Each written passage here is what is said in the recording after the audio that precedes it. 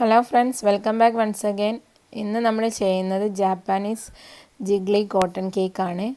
വളരെ ടേസ്റ്റിയും അതുപോലെ തന്നെ വളരെ എളുപ്പത്തിൽ നമുക്ക് ചെയ്യാൻ പറ്റുന്നതുമായിട്ടുള്ള ഒരു കേക്കാണ്. നമ്മൾ സാധാരണ ഉണ്ടാക്കുന്ന സ്പഞ്ച് കേക്കിനെക്കാട്ടിലും ഒക്കെ വളരെ വ്യത്യസ്തമായിട്ടുള്ളൊരു ടെക്സ്ചറുള്ള കേക്ക്. അപ്പോൾ ഇതിനായിട്ട് ഞാനിപ്പോൾ ഇവിടെ 60 ഗ്രാം ബട്ടർ എടുത്തിട്ടുണ്ട്. അതിലേക്ക് 100 ml പാലാണ് ചേർത്തിട്ടുള്ളത്. ഈ ബട്ടറിന് പകരം നിങ്ങൾക്ക് ഓയിലും ചേർക്കാവുന്നതാണ്, പക്ഷേ വെയിറ്റ് കറക്റ്റ് ആയിരിക്കണം രണ്ടിൻ്റെ. ഇനി നമുക്ക് ഈ ബട്ടറും അതുപോലെ പാലും ഒന്ന് നന്നായി കമ്പൈൻ ചെയ്ത് വരാൻ വേണ്ടിയിട്ട് കുറച്ച് തിളച്ച വെള്ളത്തിലേക്ക് ഇറക്കി വെക്കാം. അതല്ലെങ്കിൽ ഒന്ന് ഡബിൾ ബോയിൽ ചെയ്തൊന്ന് മെൽറ്റാക്കി എടുത്താലും മതി. രണ്ടും നല്ലതുപോലെ മെൽറ്റായിട്ട് കമ്പൈൻ ചെയ്ത് വരണം. അപ്പോൾ ഇത് ഞാനിവിടെ മെൽറ്റാക്കി കമ്പൈൻ ചെയ്ത് എടുത്തിട്ടുണ്ട്. ഇനി നമ്മൾ ഇതിലേക്ക് ബാക്കിയുള്ള ചേരുവകൾ ചേർത്ത് കൊടുക്കുകയാണ്.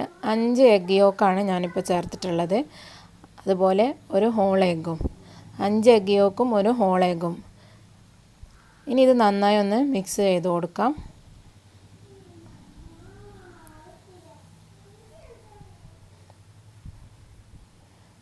അപ്പോൾ ഇത് നന്നായി മിക്സാക്കി എടുത്തിട്ടുണ്ട്. ഇനി നമ്മൾ ഇതിലേക്ക് ഡ്രൈ ഇൻഗ്രീഡിയൻസ് ചേർത്ത് കൊടുക്കാൻ പോകുകയാണ്.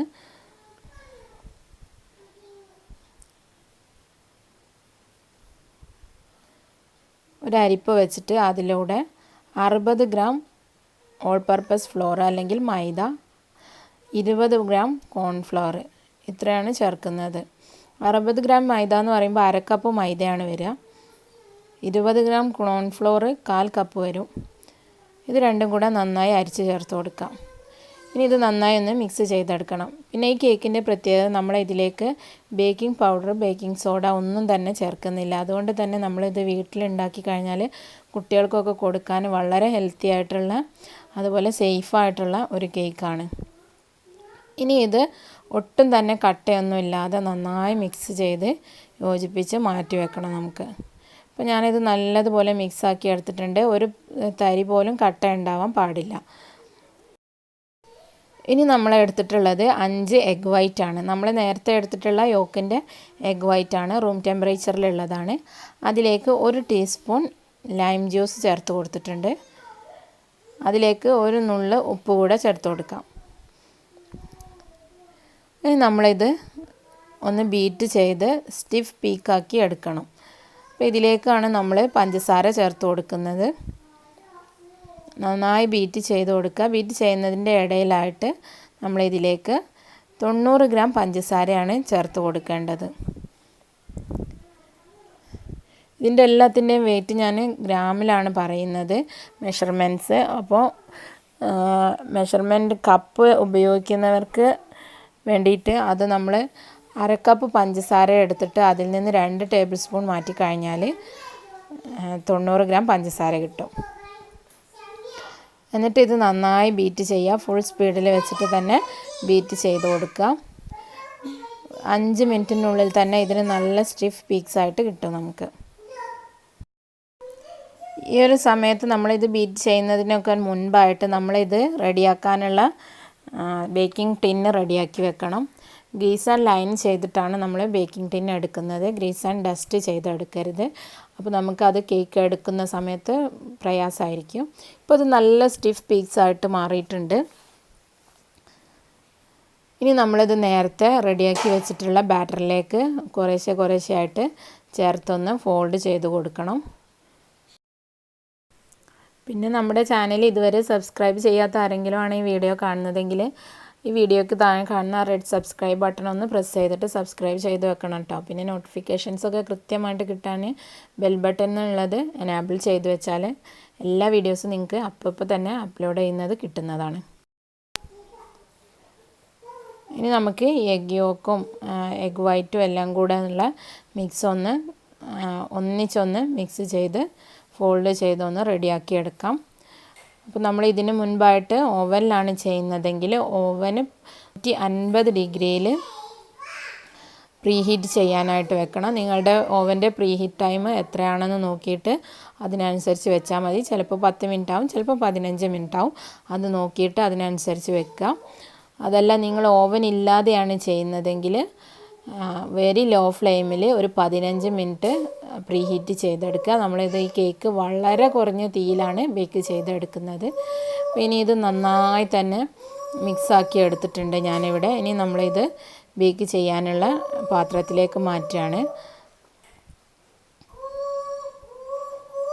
ബേക്ക് ചെയ്യാനായിട്ട് ഞാനിപ്പോൾ ഒരു 7 ഇഞ്ചിൻ്റെ സ്ക്വയർ മോൾഡാണ് എടുത്തിട്ടുള്ളത്. അത് നേരത്തെ തന്നെ ഗ്രീസ് ആൻഡ് ലൈൻ ചെയ്ത് വെച്ചിട്ടുണ്ട്. ഗ്രീസ് ആൻഡ് ഡസ്റ്റ് ചെയ്യരുത്. നമ്മൾ ബട്ടറോ ഓയിലോ സ്പ്രെഡ് ചെയ്തതിന് ശേഷം അതിൻ്റെ മുകളിൽ ഡസ്റ്റ് ചെയ്തെടുത്ത് കഴിഞ്ഞാൽ ഇത് കുറച്ച് ബുദ്ധിമുട്ടായിരിക്കും നമുക്ക് എടുക്കാൻ. അപ്പോൾ അതിന് പകരമായിട്ട് ഇതുപോലെ ബട്ടർ പേപ്പറോ പാച്ച്മെൻറ്റ് പേപ്പറോ എന്തെങ്കിലും വിരിച്ചിട്ട് തന്നെ യൂസ് ചെയ്യാം. എന്നിട്ട് അതിലേക്ക് ബാറ്റർ ഒഴിച്ചിട്ട് നന്നായി ടാപ്പ് ചെയ്ത് കൊടുക്കുക. ബാറ്റർ ലെവൽ അല്ലെങ്കിൽ മുകൾ ഭാഗം സ്പാച്ചില വെച്ചൊന്ന് ലെവലാക്കി കൊടുക്കണം. ഇനി നമ്മൾ എടുക്കുന്ന പാനിനെക്കാട്ടിലും കുറച്ചുകൂടെ വലിപ്പമുള്ള, ഞാനിപ്പോൾ ഒരു 8 ഇഞ്ചിൻ്റെ പാനാണ് എടുത്തിട്ടുള്ളത്. 7 ഇഞ്ചിൻ്റെ പാനിൽ ബാറ്റർ ഒഴിച്ച് 8 ഇഞ്ചിൻ്റെ പാനിൽ തിളച്ച വെള്ളം ഒഴിച്ചിട്ടാണ് ഇത് നമ്മൾ വാട്ടർ ബാത്ത് ബേക്കിംഗ് ആണ് ചെയ്തെടുക്കേണ്ടത്. തിളച്ച വെള്ളം ഒഴിച്ച് അതിനകത്ത് ഇറക്കി വെച്ച് 1.5 മണിക്കൂറാണ് ഇതിൻ്റെ ബേക്കിംഗ് ടൈം വരുന്നത്. 1.5 മണിക്കൂർ ബേക്ക് ചെയ്തെടുത്തിട്ടുള്ള കേക്കാണിത്. അപ്പോൾ അത്രയും കുറഞ്ഞ ടെമ്പറേച്ചറിൽ അത്രയും സമയമെടുത്ത് നമ്മൾ ബേക്ക് ചെയ്താലേ നമുക്ക് ഇതുപോലെയുള്ള ഫ്ലഫി ആയിട്ടുള്ള ജിഗ്ലി കേക്ക് നമുക്ക് കിട്ടുകയുള്ളൂ. അപ്പം വാട്ടർ ബാത്ത് ബേക്ക് ചെയ്യാനായിട്ട് ആദ്യം വെള്ളമൊക്കെ തിളപ്പിക്കാനായിട്ട് വെക്കുക, അല്ലെങ്കിൽ ഫ്ലാസ്കിലുണ്ടെങ്കിൽ ഉപയോഗിക്കുക.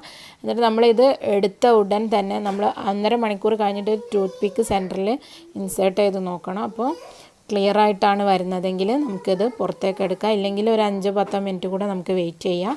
അതിന് ശേഷം നമ്മൾ പുറത്തേക്ക് എടുത്തു കഴിഞ്ഞാൽ ഉടൻ തന്നെ ഇതിൻ്റെ ബട്ടർ പേപ്പറൊക്കെ റിമൂവ് ചെയ്ത് കൊടുക്കുക. ഇപ്പോൾ ഇത് നമ്മൾ ബട്ടർ പേപ്പറൊക്കെ വെച്ചതുകൊണ്ട് ഇതിൻ്റെ ആ സൈഡ്സൊക്കെ അത്ര അങ്ങോട്ട് പെർഫെക്റ്റ് അല്ല, കുറച്ച് ചുളുങ്ങിയൊക്കെ ഇരിക്കുന്നുണ്ട്. അപ്പോൾ ഞാൻ അതിൻ്റെ സൈഡൊക്കെ ഒന്ന് കട്ട് ചെയ്ത് ഒഴിവാക്കുകയാണ്. നല്ല പെർഫെക്റ്റ് ആയിട്ടുള്ള സൈഡ്സ് കിട്ടാൻ വേണ്ടിയിട്ടാണ്.